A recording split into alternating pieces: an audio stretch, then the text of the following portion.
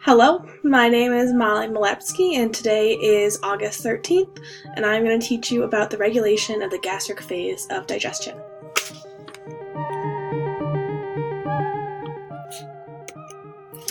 It starts in the stomach. The stomach stores food until the small intestine is ready to absorb. This means that the top part of our stomach is actually a storage site for the food that we eat, and when we eat too much, food is stored there until our small intestine is ready to absorb the rest of the nutrients. When we regulate this way, our bodies are able to make the most of all the nutrition that we've eaten. If we did not store our food in the stomach, we would overload our intestines, and that would cause a really big increase in diarrhea, which would be unfortunate. The lower stomach acts as a place of digestion. So while the upper stomach is storing food, the lower stomach is digesting the food by mixing it with acid and enzymes and breaking it all down. There are gastric secretions, and this also aids in digestion and regulation. This means that gastric glands line the mucosal layer of the lumen of the stomach. These glands release HCl, which is an acid, enzymes, hormones, and paracrine molecules. All of these molecules have different stimuli for release and different functions, which we'll go into now. Gastrin secretion.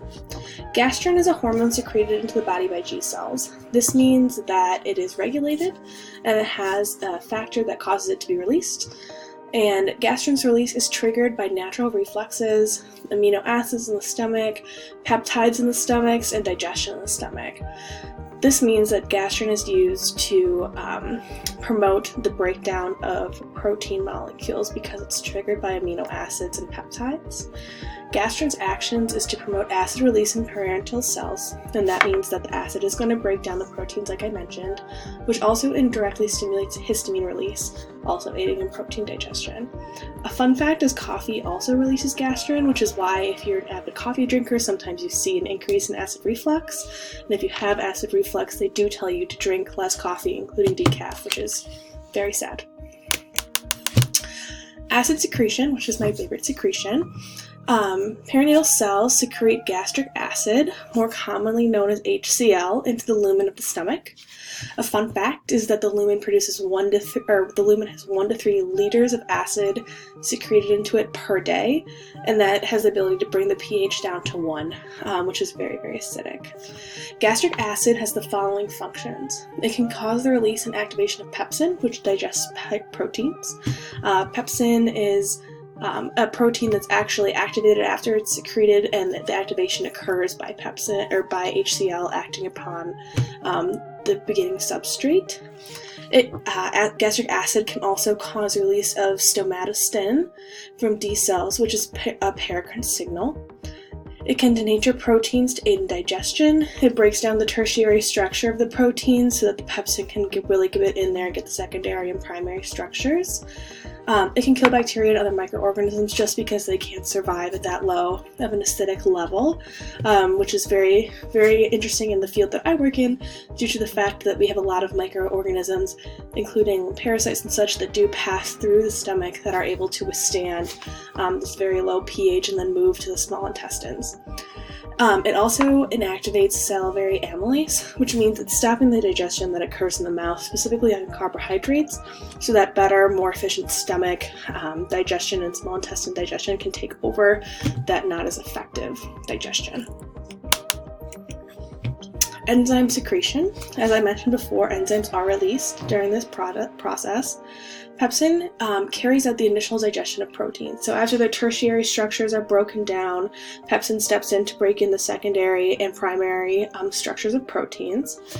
Pepsin is secreted as pepsinogen, which is the primary substrate that is then acted upon to become an active substrate.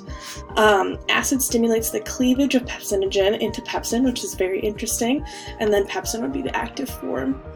Gastric lipase breaks down triglycerides and accounts for less than a third of fat digestion that takes place in the stomach. The rest of that fat digestion is going to take place in your intestines and is more mediated with things like insulin. Paracrine secretions. Histamine is a big favorite, is released in response to gastrin or acetylcholine stimulation. Histamine stimulates acid secretion. So basically what this does is it's an extra factor that's really going to bump up the HCl production that's being pumped into the lumen. So as you have an increase in histamine, you're going to have an increase in acid production. Intrinsic factor is a big fun one. Intrinsic factor complexes with vitamin B12. This allows vitamin B12 to absorb into the intestines. Oftentimes in anemic patients, we will test to see if intrinsic factor is present, to see if the lack of nutrition is due to the vitamin B12 not complexing correctly and not absorbing, and is an absorption issue, or if it could be a parasite that is causing these issues in these patients, and that would mean that their intrinsic factor is functional.